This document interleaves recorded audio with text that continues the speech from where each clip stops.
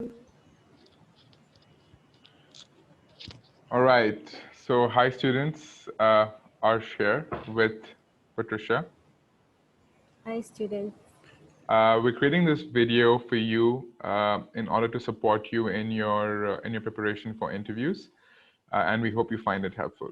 So, let's get started. I'll take you through an introduction and some tips and tricks that you can do before, during, and after the interview. And Patricia will then take us through some commonly asked questions in interviews and how to answer them. So let's go through them. To start off with, if you do have an interview, we want to congratulate you on making it to an interview phase.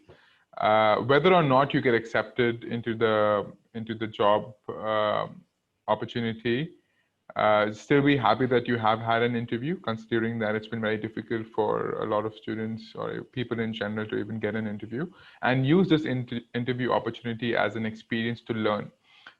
It can definitely be very helpful for you to get feedback, to practice, and see where you make mistakes and where you might want to improve or where you might need to improve.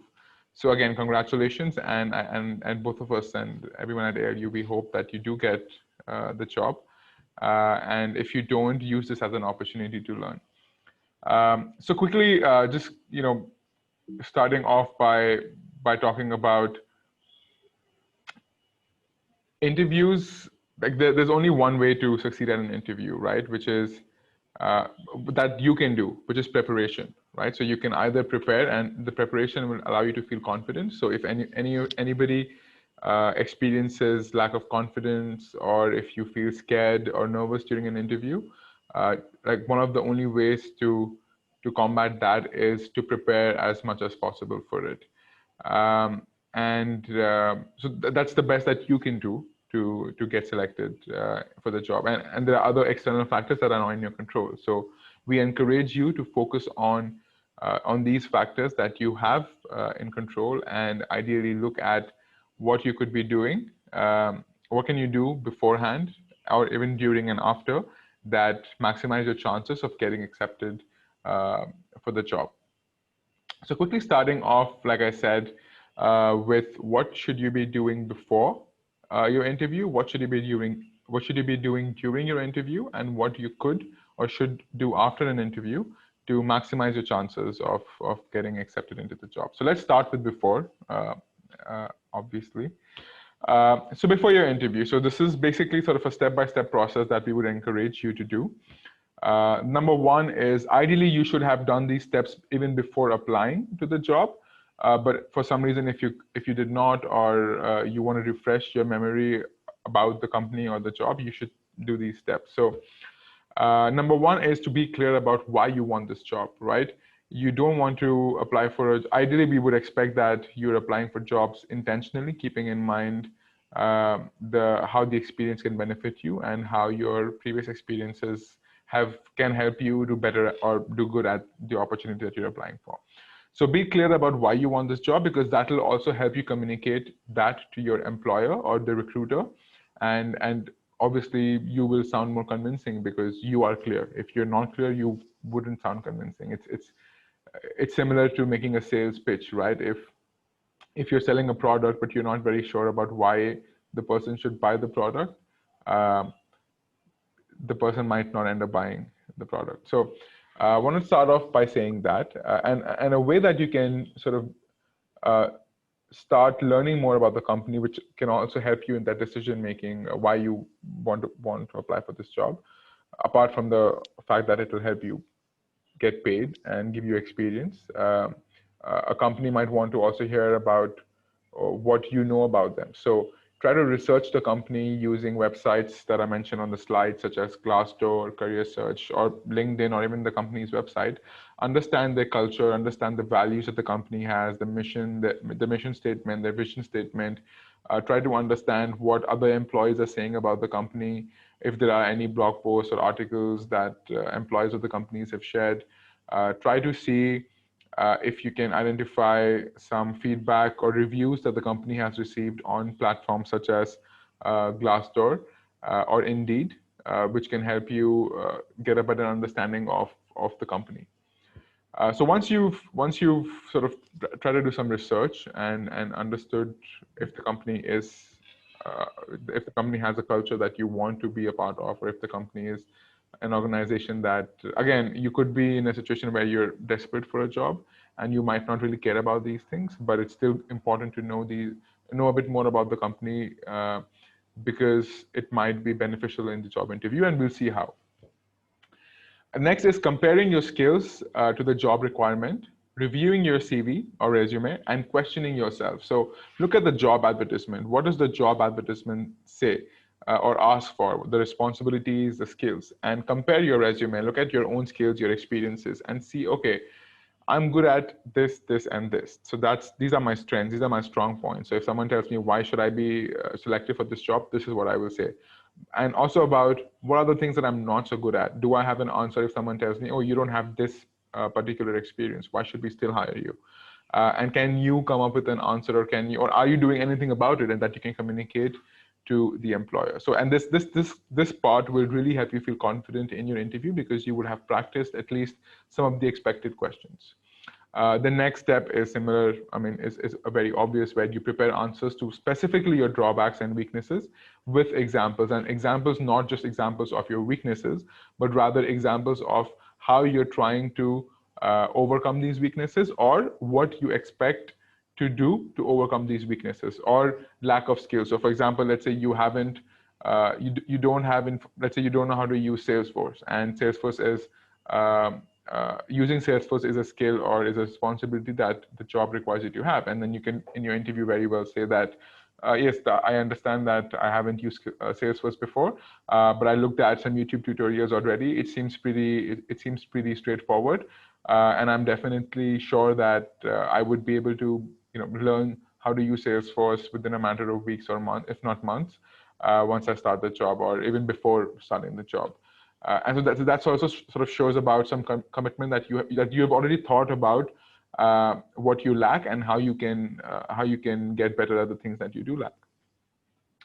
And the next step is preparing for common questions, which is something that we will look at in this presentation or in this video. Next, other things to do before your interview, which are less of, let's say, preparation, but more of logistical requirements, right? So one is align on the logistics. So what is the location? If it's in person, where are you doing it? And if you check on Google Maps, if you know how long it takes you to get there, where that building is, and if it's online, if it's check whether it's via Zoom, if it's via Microsoft Teams, is it via Skype? Make sure you've downloaded any software that you might need to download. Check whether it's an audio interview or a video interview. Check the email or confirm if there are any documents you might need to send. And who are you meeting? Try to see if you can find their profile on LinkedIn, the person who you're meeting, who potentially is the hiring manager. So sort of try to make sure that you feel confident about the logistics of it, and there are no last minute problems that can cause delay, especially on your side, because you might already be nervous, so you don't want to add to your anxiety or nervousness. The second is to communicate any expected setbacks in advance, ideally via email, which could be, for example, if you know that you don't have access to great internet, let them know. So you can tell them that, oh, I see that it's a video call. However, I wanted to just inform you that I don't have the best internet, and that's a problem that exists everywhere. If it is it okay if we do an audio call instead? Or the video might lag. I'm just letting you know in advance. I hope that doesn't cause a hindrance to our interview. Or if you're working from a cafe, so you can say that I'm because of social distancing, or because of because of social distancing, I'm working from home, and there might be some noise because I have a little brother, a little sister, whatever. Again, depends on your personal situation. So communicating that as well shows thoughtfulness, and shows that you won't be as scared about something like this happening. So if there's noise, you won't be completely distracted because you communicated that. And the employer is also human, so they will cut you slack, and they will understand that like times are tough for everyone. So we don't want to the employer will definitely, or the recruiter will know that, okay, I'm going to cut you slack, especially because you were thoughtful enough to also let me know that these problems might arise. Next is again test your connection. Download any software that you might have to. For example, if it's Zoom, you usually have to download a software. If it's WebEx, you might be required to download a software. Microsoft Teams, I'm not sure. I haven't used the platform. For Skype, definitely, I think you have to download it. So just try to make sure that you are, you've taken all the steps necessary to be logistically ready. And if you want, I encourage everyone to have a notepad or a pen and pencil with you, so that if there are any questions, or if you are someone who likes to write things down, and that helps your thinking process, I would also encourage you to do that. The next is prepare questions to ask, and this is a part of your research phase. Again, we will come back to it in the next part of the presentation, and Patricia will also guide us through some questions that how we can prepare for this. And the last is to practice, practice, practice, right? You want to make sure, like I said, that you are ensuring your candidature. You are making sure that you are delivering your best, and the only way that you can do this is through practice and through preparing in advance. A tip that we would recommend you do is to record yourself. So you might want to, let's say, record yourself like this on Zoom or on any platform that you prefer, and see how you like look at the questions. You can have questions on a slide and see how you answer the questions. And this can help you with your body language, understanding your posture. It can help you identify, do you look away all the time every time you ask a question? So do you go like this when answering questions? You don't want to do that. You want to look at the camera, or if not the screen, and you want to talk to the recruiter or the person who's speaking in front of you. See if you are distracted easily, maybe by your phone or by something else, and try to see what are your gaps and how you can overcome them. And the recording yourself and watching that recording can really help you prepare even better. So that's what you should be doing before your interview. Now let's look at what you could or should be doing during your interview that can help you, again, maximize your chances of getting accepted into the job. So one is try to check in to ensure that you can be seen or heard, right? Often we are either on mute, or the person might have an internet issues, or you might have internet issues. So the person might not be able to hear you. So you might want, and since if it's an interview, you are likely to go on and on and on. Take a moment to stop and say, oh, I think I've spoken for quite a bit and I didn't hear anything that you said. Just checking in, you can still hear me, right? Or can you still see me, right? And that's just, again, helpful to make sure that you're not wasting time, and then you're considerate enough to check. Again, don't do it too much or too often, then it can get a bit annoying to the recruiter or the person who's talking to you. But ensure that the person can hear you. The second is to smile and greet the interviewer. Again, if it's in person, obviously try to shake hands, greet the person, good morning, good afternoon, good evening, how are you doing? Try to have, if possible, usually recruiters would try to have small talk or engage small talk so that you calm down, because recruiters know that you, especially as a fresh graduate, will be nervous, and you might want to make sure that you are calm before you actually start answering questions, because you're bound to get even more nervous. The third suggestion is to answer with relevant examples and try to use storytelling. So don't just, if someone asks you what is your biggest strength, don't just say public speaking.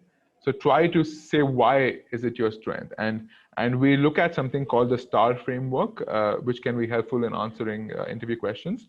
And an example could be, while describing your strength, you don't just talk about your strength, you talk about why do you feel like it is your strength? Did you get some feedback on it? Did you notice it in a particular event or a job that you did? And if yes, you should ideally describe that, right? So that you are adding some examples to your claim. Next is use keywords related to the job in your answers. So as we say, tailor your resume and your cover letter for each job. Try to understand which are the keywords that I need to include in my pitch, either in my sales pitch, which is if the employer asks you, tell me something about yourself, or why you're the best fit for the job, why are you the best fit for this role.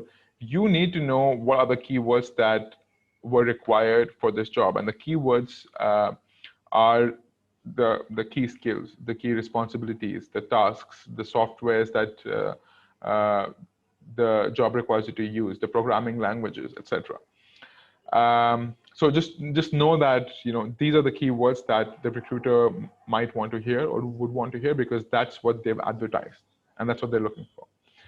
Be humble and ask good questions when prompted. So try to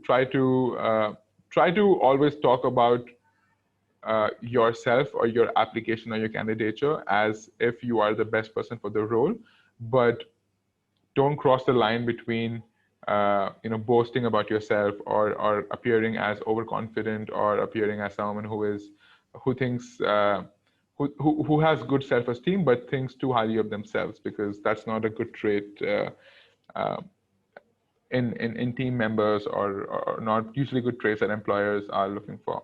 So try to be humble, as humble as possible. And when you are asked, do you have any, when an employer asks you, do you have any questions for us? Prepare the question that you might want to ask them. And again, don't ask questions like, so when can I hear back? Or, so do I have the job? That's not the kind of questions you want to ask. You want to ask, what would the next steps look like? You might, and we look at a few other questions, but again, you want to come across as someone who is humble and thoughtful. And if you are not humble and thoughtful, it's definitely a character trait that you can start building right now. And the last thing that you should do during your interview is to end on a positive note, ideally with a call to action, which could be scheduling a follow-up, which could be along the lines of, thank you so much for your time. I really appreciate this interview. I'm just curious to hear by when I could hear back from you. And let's say they say that, oh, we don't know, we'll let you know maybe in 2 weeks. So you can say that, all right, so what I would do is 2 weeks from now is the 18th of November. So what I'm going to do is I'm going to just send you an email. How about that? Is that fine? And they might say, yeah, that's fine. You can let us know. You can send us an email. And that's basically like, you are letting them know that they should expect to hear from you if you don't hear from them. And that's a way to sort of also ensure that you don't come across as an annoying person who's following up again and again. So here you are setting the boundary where, all right, so I'm going to follow up with you soon. So that's a way of also ensuring that the recruiter has you in their mind that, oh, I'm supposed to get back to Arsh, for example, and in 2 weeks, or I'm going to hear from them if I don't get back to them. So that's some tips from us that you can do during your interview.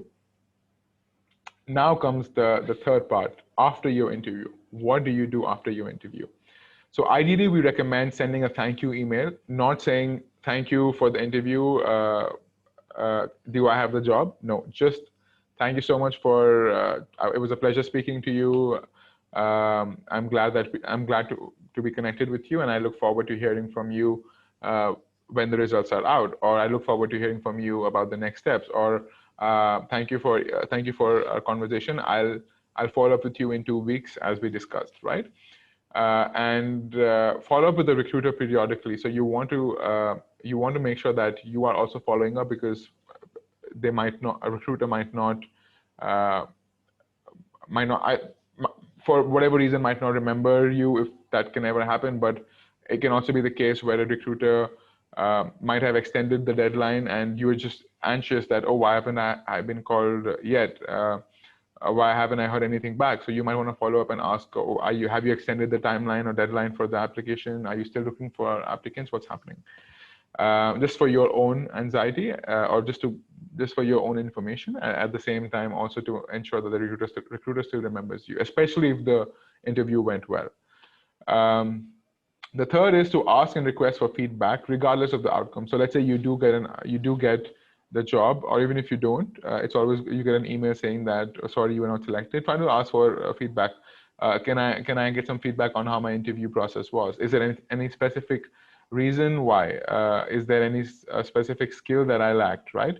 And you might want to, if you don't get an email, you might want to reach out to the person on LinkedIn and say, hey, I was rejected for that interview, and I wanted to, rejected for the job, and I want to understand if there's anything specific that you think I can improve on, that can help me improve my chances of getting accepted. And you could also, which is the next step, is ask for referrals to another organization if possible, wherein a recruiter is definitely connected with other recruiters from other companies, probably in the same industry, or they have contacts that they could probably, again, if your interview went really well and if they feel like you're a candidate worth recommending, they would do that. So you could ask for referrals to another organization. The last is prepare better and prepare better. Improve your chances of. That's all that you can do. All you can do is prepare. Again, you can also be strategic about the way you apply, but the only way to crack an interview is to prepare in the best way possible and be relevant in answering the question. So prepare better until you get selected. And that's about it with respect to some tips that we had. Now, Patricia will take us through some commonly asked questions and how to answer them. I think this is a very important part. So, Patricia, over to you. Great, thank you so much, Ash. In terms of the commonly asked questions, please note that there are very many questions that could be asked, but these are some of these from our research, these are some of the most common questions that are asked in interviews. Please get some time, go back, research, and also get to know about more other questions that can be asked during interviews. Next slide, please.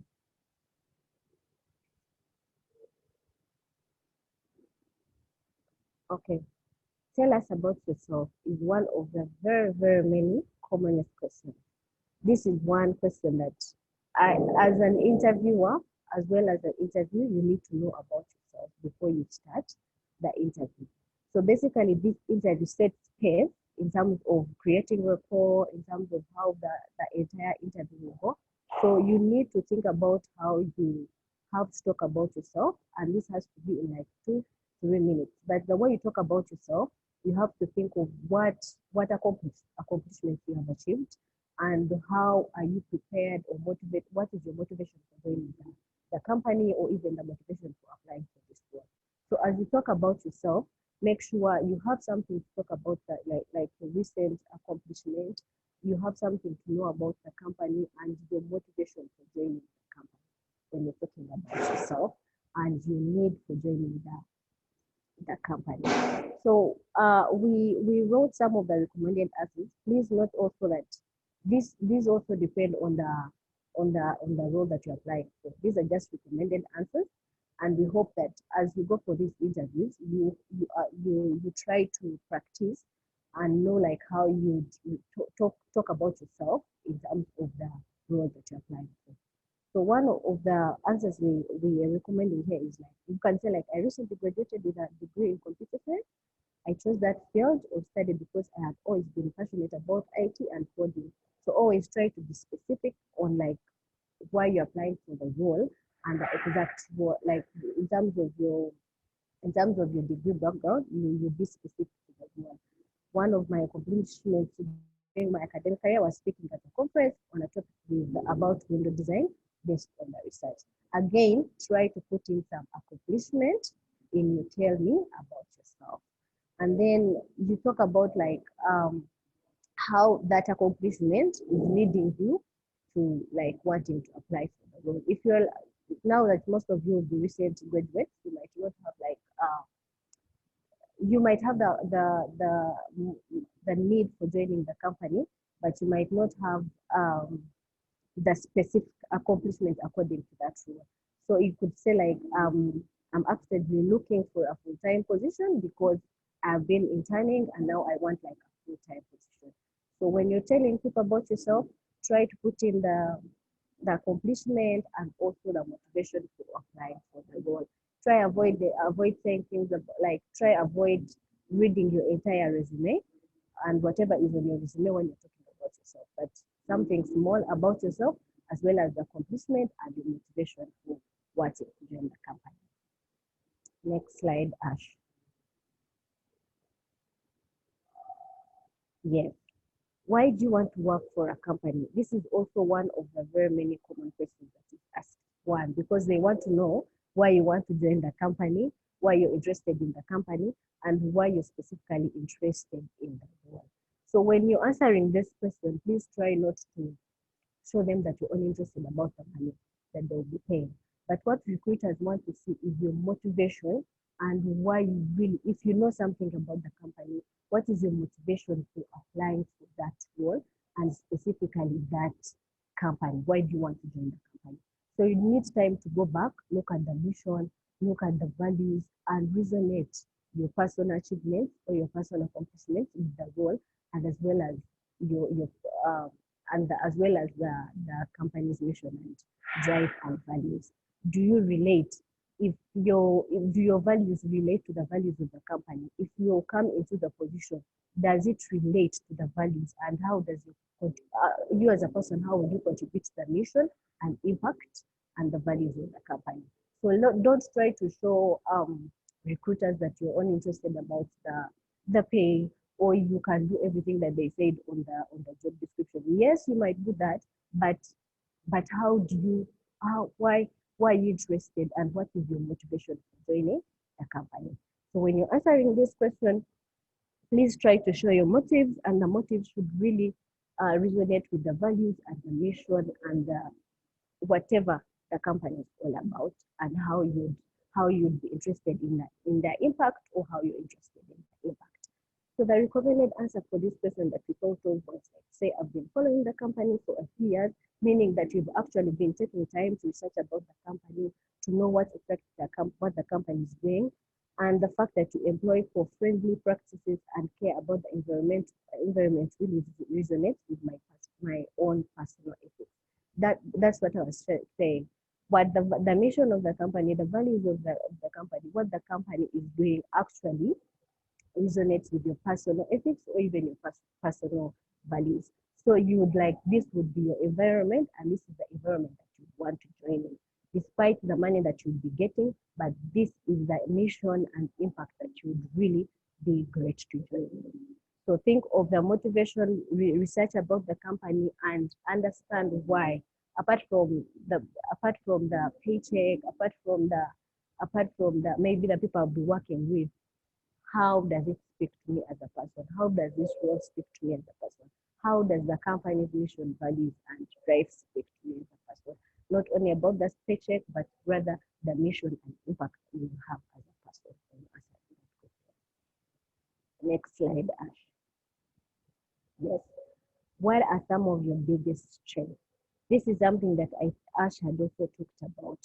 When you're talking about your strength, we all have their strength, and usually when people are answering this question, they are laid back, thinking maybe when they say a lot about this, then they'll be like trying to show off, or they'll be overconfident, or maybe you try to scare the recruiter with the many strengths.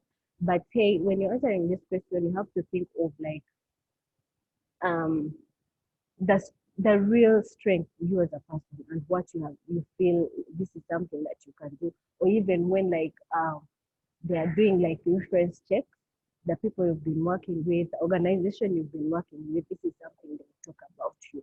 So when you're choosing your strength, make sure that it is something that is applicable as well to the role.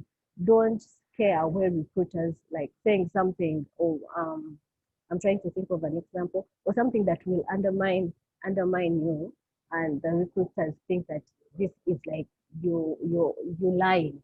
So this is something that is not that is not reality. So one of the recommended answers here would be like, one of my biggest strengths is that I work well under pressure when things get difficult. I'm able to keep my cool and work efficiently to get the job done. Apart from receiving feedback from my previous manager about this, during X, Y, and Z project where I did ABC, I noticed my ability to do well under pressure. So this is something that you know about yourself, and you feel like someone else as well can speak this about you. So think of something that is a reality. Think of strength that you know as a person, as Patricia, as Art, as Ash. Sorry, this is what I know about myself, and this is what I'm good at. Next slide, please, Ash.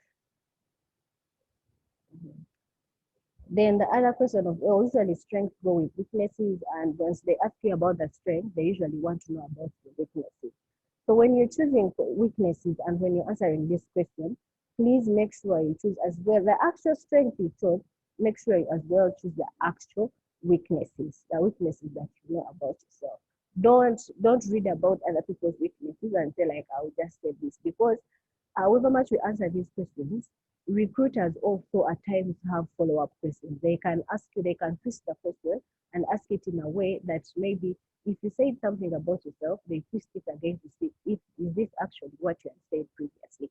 So make sure you say you're honest, you say the actual weaknesses, and then the weakness that will not as well scare away a recruiter or scare away the prospective employer, and also show you how you're trying to like if you have a weakness, how you're trying to improve the weakness and what you're actually doing about it. In terms of being a deal breaker in your job, I meant like if you're applying for a role, like you're supposed to be speaking, you're supposed to be a public speaker, and then you say that um, I cannot speak. That is my weakness. I cannot speak. Or maybe you're applying for something like a sales representative, a sales agent, so you have to go around speaking to different people, trying to bring in sales, and you're like, me, I definitely cannot speak in people. So that's a weakness that will show a recruiter or the employer that we need to train this person in terms of speaking and all that, which is okay, but then it would be hectic for them. They want someone because they believe that you've already read the job description and you know the requirements of the role. And this is like you're required to speak to people, to different people, and here you're saying that I cannot speak to people. So try to, when you look at the job description, understand it, and where your like weaknesses, look through your weaknesses and be like, is this something that I will do? Is this something that I'm struggling with? So when you're speaking about the weaknesses, say something like the recommended answer that here we said, like, I'm not the most confident public speaker. I have trouble giving presentations, but I've been working on improving myself. I recently joined Toastmasters International and it has helped me a lot. This shows that you know that you're not the best public speaker, but you can do it, right? You have trouble giving presentations, but you have been trying to work on it. You have actually gone ahead to even join a speaking club so that you improve. That shows you that you acknowledge your weakness and you have tried hard to make sure that you improve on it and do better. So when you're choosing your weaknesses, choose an actual weakness. Don't choose what someone else you feel like this is what will trigger the recruiter to think that I'm working on it. Don't choose a weakness that will be a deal breaker for them not to give you a role, and then show that you are trying to improve on your weakness and what you've actually done to improve to work on it and be better in terms of the role that you're applying for, or in terms of improving your weakness. Next slide, Ash. Great. The other question is, what are the reasons for leaving your past position? Usually this is also one of the commonest questions, because like they want to know, are you someone who is like, of course they also have your CV, their resume, so they see like how, if you're someone who has been jumping from one role to another, so that will also trigger them to like ask you this question. And definitely in all interviews, they usually want to know like, what is your reason for leaving your previous company? So recruiters like asking this so that they know to check out your personality as well. How will you speak about your former employer? How will you speak if they give you this role? How will you be speaking about them as a person in case later you want to leave? So however much we ask you to always be honest but professional when answering this question. However much you might have left the previous company or your previous employer on bad terms, always make sure that you're honest about it and speak professionally about them. You do not have to paint that on your previous employer, however much you left on bad terms. Try to be professional, give the reason, and show them that it was out of your control. What if, in case it was because of you left on bad terms, so you always show that it was. I would, I wouldn't want to say that out of your control, but you try to mitigate and you're on good terms now. Get what I mean? So do not never speak that about your employer or even the employers that you get. And whenever you get this question, always be honest and professional when answering it. For example, the recommended answer here were put, it was a great company. but I felt like we were going in different directions. I didn't see an opportunity to go there, so I decided to leave. This shows that you're not painting any bad picture on your employer, but you're being honest about you were on different directions now. You are not understanding what was going on, and you felt you were not growing, and it is the time. Maybe you've been there for 2 years, you've been there for 3 years, and you feel you wanted something that is challenging. That's applying for another role. So always, never, and we encourage you to never paint that on on your on your previous job or previous employer, but rather make it always be honest and be professional when answering this question. And always remember that there is something called background checks, there are reference checks. So if you when you're answering this question, why we're saying that you should be honest about your reasons for leaving and still being professional, always have in mind that as as you get to the time of the offer, usually employers go back to do the reference checks and also background checks to understand exactly who is this person they are bringing to the company. How was he like in terms of collaboration? How are you working with other people? Is he the best fit or the best person to hire for this role that is applying for a company? So always try to be honest and be professional in answering this question. Next slide. Hmm. Last question is about tell me about a time when you made a mistake. What did you do to fix it? This is the same as the weaknesses that we talked about it. Of course, the interviewers are also human. They know that everyone makes a mistake, but they're interested in knowing like how did you try to solve it? What did you do to make sure that you acknowledge your mistakes, and after acknowledging them, how do you solve your mistakes? So basically, this is also to test your weaknesses as well and understand how if something happened or if something happened at work, a mistake happened at work when you're doing your work, maybe there's something you did not send, or maybe there's the problem happened at work. Very many problems, mistakes that happen at work. How do you acknowledge your mistakes? And once mistakes have happened, how do you rectify them? How do you work with other team members to rectify problems? Do you acknowledge your problems or you try to like push it away and be like, I didn't do this. Yes, usually it's not intentional, but how do you acknowledge your mistake and then you work on it? So the recommended answer here would be like, depending on the role. By the way, all these answers they depending on the role that you will be applying for. So I understand how long it would take to finish a small project that I was going to complete by myself.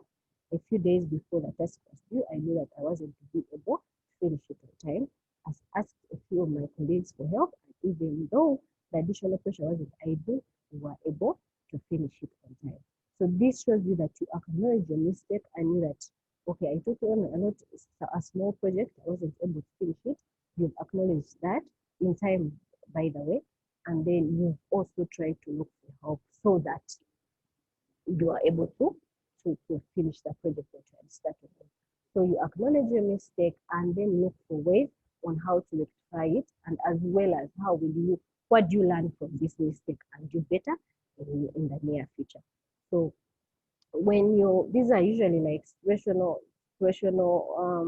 questions. So always think of how it has happened, and how would you want to rectify it? What are steps that you would take to rectify it, and what do you learn from that mistake so that it does not happen in the near future? So this is how you can as well answer that question. But always think of when you're answering this question, please always think of situations and have like specific answers for them, specific maybe examples and scenarios and how you rectified those mistakes and how you rectify those mistakes in the future and what you might have learned from that mistake and how to do better. So I'm going to invite my colleague Asha again to take us through how to answer behavioral questions using the STAR framework. Thank you so much, and please reach out. There are very many other questions that we would answer for you and help you to understand and how you can do better in answering them. Always reach out as well, and then we can always walk you through those in the questions. Thank you, Patricia. So getting back to what Patricia was talking about. So following up from what Patricia just said, the important an important question or important kind of question that you are asked are sort of situational or behavioral questions. Tell me about a time when you did something, right? So I want to highlight again what Patricia mentioned, which was it's important to choose a situation which has a happy ending, or a situation where you come out the victor. That's obviously very important because you want to have a positive influence on the interviewer. Um, but a good way of answering such questions, right, is called using the STAR framework, which is basically um, talking about the situation. So, what was the situation? So, tell me about a time when. What is the time? That's the situation.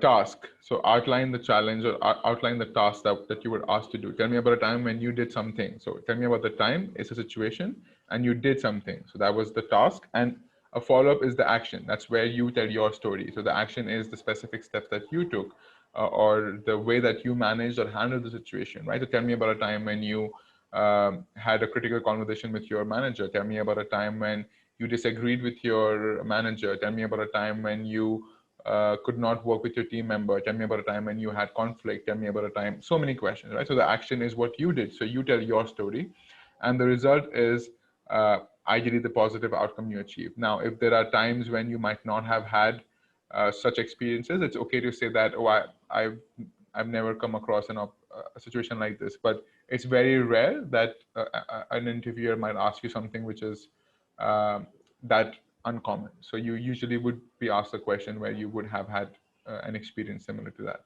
and they're usually situations that involve dealing with people. So again, looking at an example, right? So let's say the interviewer asks, "Tell me about a time when you managed multiple projects. How did you handle that situation?" So I could start by saying that, great, thank you for the question. It's actually very recently. I was in charge of my responsibilities, which were ABC. So let's pretend that I was responsible for the career fair at AIU, while also being responsible for ensuring that. So while I was managing partnerships and I was responsible for the entire event, I was also responsible for having one-on-one conversations with students to help them prepare for their post-graduation life, or to help them in their have them decide what they would be doing after post-graduation. And so the task was basically to ensure that we had at least 20 to 25 partners who were attending the career fair. And at the same time, I also had to manage conversations with over 120 students who were graduating in 3 months from the time the career fair was. So, so what I did is that while I was managing tasks for the career fair, I basically divided my day and I allocated time where I would have check-ins with these students. So every day for 2 hours, I reached out to the students and I would talk to them and have a conversation with them and checking in on how they were doing and what support they needed. And I managed the rest of the time around the career fair. And the result was that I was able to the career fair was a very successful one. We were well prepared. Everything went smooth, and at the same time, I was able to speak to all the students much a week in advance than I had intended to, finish checking in with them. So that was an incredible experience where I learned a lot about time management and how just blocking some time out on my calendar could have uh, such a great impact or effect on my responsibilities. So that's a way of answering such questions. So you're talking about the situation, the task that you were supposed to do, the action, that your story, what you did, and the result of what you did. Um, so that's basically it with respect to some questions that we thought you could be asked, and some answers that you probably could recommended answers from our end. Now let's look at some important questions that you can ask at the end of the interview. Again, why is it important to ask questions? It gives the interviewer the impression that A, you've researched about the role, or you've been intentional about your job application. Uh, B, that the interviewer would feel that you are someone who actually cares about working either in their organization or in that role and about how the role grows. And the third is that you also walk away with more information that you genuinely might have wanted to know about working in the organization or about the role. And again, the impression that it can leave, again, the kind of questions you ask, right? If you ask some, uh, there is no stupid question, but if you ask a question that uh, might give the impression that you're just asking because you read somewhere that you should ask a question, or you're faking, quote unquote, the question, um, it can have a negative impact on your performance, because the interviewer might just feel like, okay, if they faked a question, what else could they have faked in the interview, right? So you want to be as authentic as and genuinely curious as possible. And sometimes an interesting or an important question can also make the improver make the interviewer feel like, wow, like, the person has already thought about these things. That means that they're probably pretty good for the job or the role. So yeah, so asking questions is very important. Looking at our recommended list of questions, some of them are here. So you could ask something along the lines of, how do you see the company or the organization evolving in the next 3 to 4 years? Again, it depends. If it's a already well-established company that has no plans of changing or just being disrupted, uh, that might not be the best question to ask. But if it's, let's say, a young startup or a growing startup, or a company, SME, or an industry which is extremely uh, being being disrupted, globally, you might want to ask that question. So, I feel like you still have traditional practices. What disruptive measures are you taking, for example? And you can compare it with another company, right? That shows your interest in the industry. How do you see my role, or this role that I'm applying for, evolving in the next 1 year? And what changes could I, if selected, expect to see? So again, this shows that you are, curious about the way that your role could transform. And again, this again question is relevant in certain roles, not all roles. um, how does the company measure performance? So how does your organization measure performance, and how do managers offer support to employees, team members, right? So again, this shows that you are someone who cares about working with the team, especially working with a manager, and you have worked with a manager before, and you are someone who will take measures to ensuring that you are growing, right? Or your performance is being measured, because it shows that you are someone who cares about your performance. What are some challenges that you expect someone like me to face in this role or organization, if any? And this is a great way to get feedback, right? So you might want to follow up with what are some reasons that someone like me might thrive in this organization, and you could also have a negative tone of it, or what are some of the best and worst things about this role that you feel like I should know based on my personality or my candidature, right? So, for example, someone could tell you, oh, yeah, the role can get a bit monotonous. Or, for example, if you're applying for the job at ALU, someone could tell you that you're working with students from all over the African continent, or if not the world. It's difficult sometimes to manage everyone's expectations, or it's difficult to work in an environment that is extremely diverse in culture, right? And that's not something that everybody can do. So, for example, the interviewer could tell you something like this. Or you could ask, so what are some of the what are some reasons why you think I might thrive based on my candidatures? And they could say, oh, based on your conversations, you're someone who's worked in global organizations before. You've worked in 3 countries now, so I'm sure that you already have experience in managing relationship with people, especially from diverse backgrounds. And the fact that you already worked at startups before, I think you'll do perfectly fine here if you were selected. So that's also a great way to get feedback from the person in the moment. What does the most ideal candidate for this role look like? Right? This again is a way to sort of for you to understand how well did you fare, and also maybe you get an understanding of what the recruiter is actually looking for. Is there anything I can provide you with and help in making a decision? So, is there anything else that you might need from me in making the decision of whether or not I am selected, or is there anything else you require from me? Right? Again, this is a question that is allowing you to ask the question, and you might want to ask this towards the end. So, is there anything else that you might require from me after you probably already asked a couple of questions? And a note is to research the company to see if you actually have any specific questions. So, for example, if you're applying for a role at a startup that has just received funding, you might want to ask, congratulations on your Series B funding where you received $3 million. I was curious to hear, like, do you have any expansion plans, or are you investing in research and development? I'm just curious to hear what the company's plans are. And then, or if you already read something around it, you could probably say, oh, I read that you were planning on expanding to, let's say, from one country to another. Are you setting up an office right away? Or, I mean, again, based on your curiosity, you would come up with the best questions, I'm sure.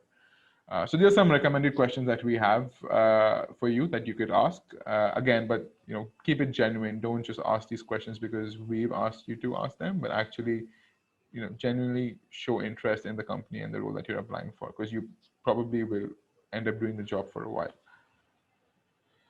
And that's it. That's a wrap. Thank you. Please feel free to book a one-on-one coaching conversation or a mock interview session with the CD team. You already have links to our calendars. If you don't, we'll be sharing it with the email in which this video is attached. And shortly after this, you will see Patricia and I do a role play of an interviewer and an interviewee. So stick around for an exciting example. So again, thank you so much for your time. Patricia, would you like to say anything on the closing notes? Any closing notes from you? Yeah, thank you so much, guys, for listening in. And please, as we said, don't hesitate to reach out to us in case you want more guidance on the questions. And again, please research about more questions that are possible to come for any other interviews, and depending on the role. As Ash also said, please, when you're asking these questions, do research. Don't ask questions that you get from Google and you feel like I have to ask these questions. But do research about the company and have specific questions for like the role and the company in general. We wish you all the best for those that have gotten any interview invitations. We know that you're going to make it, and reach out to us for any support in terms of mock interviews and any other support you want. If you want coaching conversations and sessions, reach out to us and we are sure to give you any support anytime and any day. Have a great day and hope you enjoy that video, the following videos. Yeah. Thank you. Bye bye.